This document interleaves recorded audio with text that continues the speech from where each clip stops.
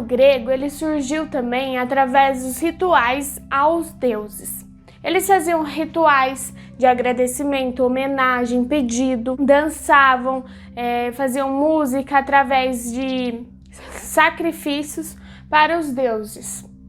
E principalmente o deus Dionísio, que é considerado o deus do vinho, da embriaguez, da vegetação e posteriormente também o deus do teatro.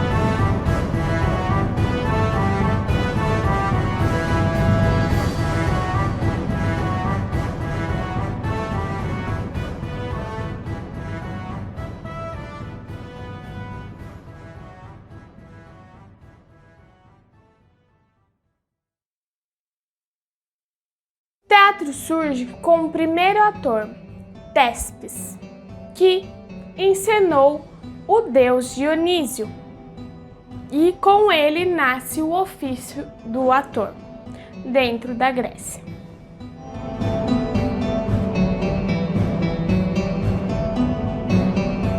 Conforme a civilização grega foi evoluindo, o teatro também evoluiu e assim começou a se tornar tão importante quanto a política, a economia na Grécia. Surgiu então o espaço onde era celebrado o teatro, que se chamava Teatron, lugar e espaço onde se vê, que não era só para você assistir o teatro, era também um lugar de reflexão e experiência intensa, a fim de buscar um significado, uma significação para si.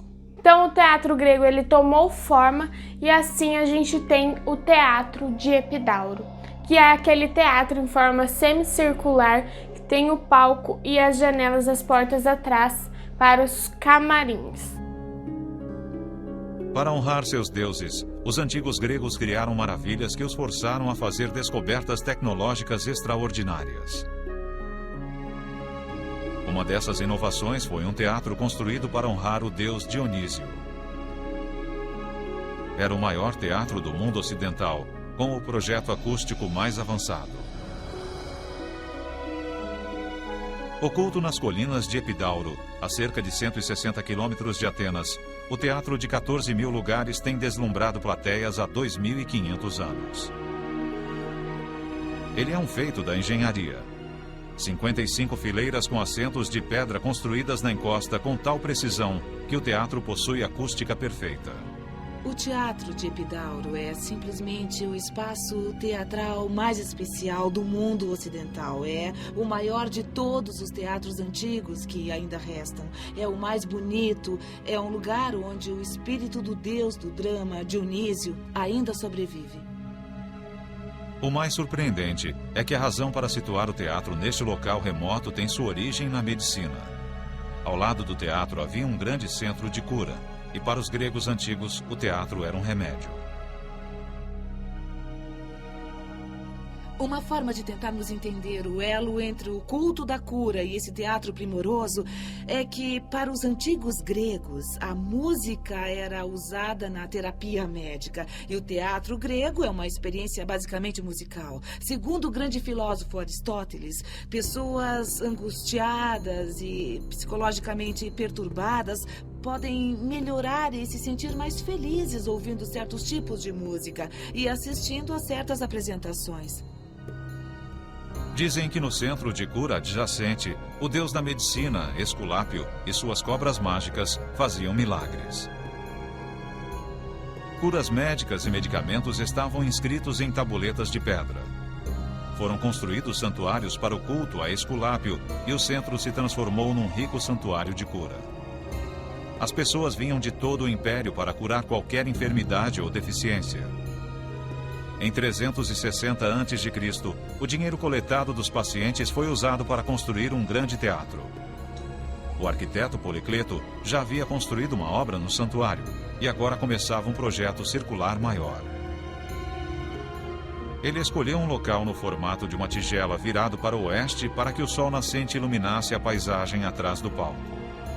Ele escavou o espaço redondo dedicado ao palco antes de criar a enorme área com os assentos, conhecida como espaço para contemplação. Milhares de blocos de calcário extraídos de pedreiras locais formavam os assentos. Ele projetou 32 fileiras, embora outras 23 tenham sido acrescentadas 2 séculos depois. Por trás dos atores estava a esquena, que deu origem à palavra cena, uma construção com um palco de 2 andares que funcionava como pano de fundo para a peça. A esquena também permitia efeitos especiais primitivos. Quando uma peça exigia que um deus descesse do céu, um ator era içado por um guindaste. Os atores mascarados costumavam representar para plateias de até 14 mil pessoas sem o uso de microfones. Policleto foi capaz de criar uma acústica perfeita. Se uma moeda caísse no centro do palco, seria claramente ouvida nas fileiras de trás. O projeto do teatro também realça o som da voz humana. O segredo está no modo como os sons se refletem na pedra, reduzindo a distorção causada pelo eco. O som é produzido pela nossa boca. Ele bate numa parede e isso causa uma refração. O que eles fizeram em Epidauro, a fim de criar uma grande quantidade de curtas refrações, foi quebrar a superfície. Não há superfície plana. Quando um som bate numa parede, ele se difunde em muitas direções. Isso acaba realçando o som original, ampliando um pouco mais. E na busca pela perfeição, os gregos desenvolveram outra técnica para deixar o som ainda mais claro. Quando alguém fala num teatro, podemos ouvir as ressonâncias. Se você tiver um bom ouvido, vai saber quais as ressonâncias que podem atrapalhar o diálogo. E foi exatamente isso que eles tentaram fazer. Eles usaram um ressonador que sintonizavam nas frequências que queriam realçar e nas refrações que queriam remover. e os embutiam na parede. 2.500 anos depois, o teatro ainda encanta as plateias. O lugar que serviu de inspiração durante milênios continua a ser um dos melhores teatros do mundo. Com a evolução das festas ao Dionísio, ao deus Dionísio, as homenagens, então passaram a ser anuais e começaram a fazer 4 festivais anuais, dando início aí às tragédias e às comédias. E ainda assim, não tinha uma função de lazer, mas função de culto. Dentro do teatro era favorecida a voz do ator, os cantos de ditirambo, que era cantos de louvor aos deuses, e aos coros. E penduravam também como técnica uma máscara numa coluna e com uma túnica, essa máscara representando o deus Dionísio. Tudo isso em Atena, na cidade de Atena, na Grécia. Na Grécia, somente os homens poderiam atuar, porque a mulher ela não era considerada como cidadã, então ela não podia atuar, somente os homens. Por isso também as máscaras. E aí, com os festivais, nós vamos falar de 2, a Lenéia e a Dionísia Maior. A Lenéia, onde surgiu a comédia, ninguém sabe ao certo como surgiu a comédia, mas a comédia eram festivais de danças, de humor, um humor muito baixo e moral. Ela se dedicava ao dia a dia das pessoas, trazendo várias reflexões sobre o governo, sobre as pessoas vivendo, sobre justiça, sobre as relações interpessoais e propriamente a sociedade. A comédia é a imitação de homens de qualidade inferior, não de qualquer tipo de vício, mas no campo da risível, que é parte do feio, pois o risível é um defeito de uma feiura sem dor nem prejuízo. Então a comédia ela tem um caráter mundano e oferecia mais liberdade para o ator. Ele tinha liberdade de fazer aquilo que ele queria demonstrar, se ele queria falar sobre a justiça, sobre o governo, então a comédia ela tem essa liberdade. Era escrita em versos de couro também. Assim, ela tratava o dia a dia das pessoas e era feita especialmente para as pessoas rirem, para as pessoas se divertirem, dar risada e também atacar outras pessoas, governantes, ricos. Também era feito essa comédiazinha, essa sátira. Falei de coros, mas o que são os coros? Os coros são um grupo de pessoas que narram a história. Elas que vão narrar as histórias do teatro. Os principais atores, nós vamos ter Ésquilo, que foi um dramaturgo, e as suas principais peças foram os Persas, Os 7 contra Tebas, Eurípides, que escreveu Medeia Elétrica, e Aristófanes, que é um dos mais importantes atores de comédia, da comédia. E as suas principais peças foram Listrata, As Mulheres na Assembleia e As Vespas. Ele tinha uma apreciação pelos personagens femininas. Já a tragédia, sempre aconteciam histórias onde havia um herói que ele sofria muito. Geralmente uma história humanista, bem trágica, onde o herói ele passa por várias fases de sofrimento, tem reviravolta e quase sempre acabava no fim morto. Quase sempre na tragédia se finalizava com a morte do herói, fazendo com que o povo comece a elaborar questões como se fosse um ensinamento para o povo pensar e questionar as coisas, trazendo questões complicadas e a floração do sentimento. Isso tudo na Grécia clássica, contando também histórias dos mitos das crenças dos povos. Existiam muitos dramaturgos que se dedicavam a escrever as tragédias e as comédias. Durante os festivais a Dionísio, eles competiam suas peças. Eles faziam competições com suas peças escritas, tanto as tragédias quanto comédias. Com o tempo, muitas das suas obras foram se perdendo, mas